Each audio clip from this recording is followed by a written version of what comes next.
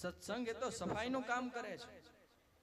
કપડામાં ડાઘ હોય તો એને આપણે સાબુથી ધોઈ નાખીએ, પણ શરીરમાં ડાઘ હોય તો એને સ્નાન કરવાથી ધોઈ નાખીએ. પણ મનમાં ડાઘ પડ્યો હોય, હૃદયમાં કાળાશ પડી હોય, એને કોણ સાફ કરશે? એ સત્સંગ રૂપી સાબુ છે ને, એ ત્યારે કામ આવશે.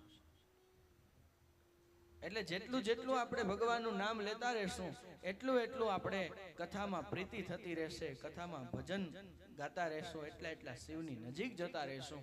એટલે કહીએ છીએ કે વારંવાર સત્સંગ કરો, સત્સંગ કરો, સત્સંગ કરો. નહીં તો આ મુનિઓને બધી કથા ખબર જ હતી, છતાં પણ સૂત પુરાણીને પ્રશ્ન કરે છે કે આવું કેમ? અને સૂત પુરાણીજી પણ વિદ્યેશ્વર સંહિતાના આરંભમાં જ કહે છે કે ઋષિઓ, તમને બધું જ શિવ તત્વની પ્રાપ્તિ થઈ ગઈ છે, છતાંય તમે પ્રશ્ન કરો છો.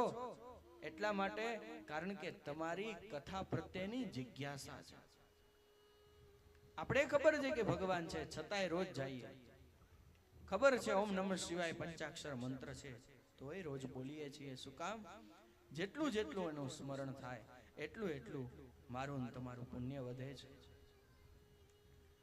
તેવા શિવલિંગનું દર્શન કરવાનું ખૂબ મોટું પુણ્ય છે. કેવા કેવા લિંગ છે.